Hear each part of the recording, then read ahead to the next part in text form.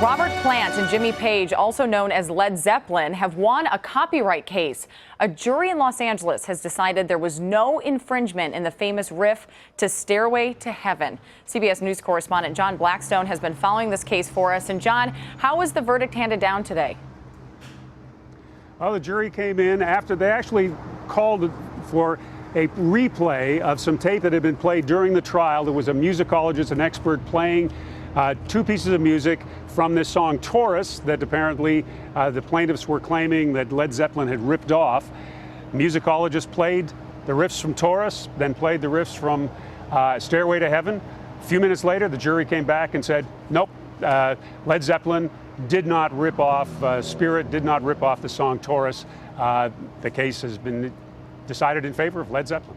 Well, that's Randy Wolf had been seeking millions of dollars, and he wanted a third of the songwriting credit for Stairway to Heaven in this case. These cases are often very tough to prove, aren't they, John? They are indeed. You know, there are only so many notes. As one of the musicologists in this case said, there are only so many notes that can be arranged in so many different ways that there will be things that overlap that sound similar. And indeed, part of the testimony in this case was that very similar riff goes back to an Italian composer in the 1600s in a sonata.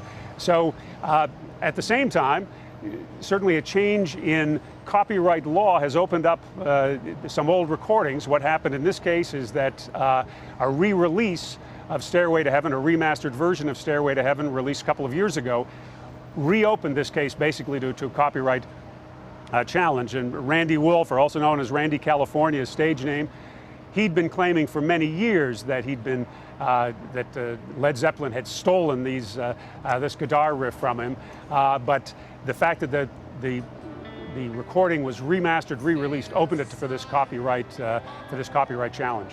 It's been a fascinating case to watch. John Blackstone, thank you so much.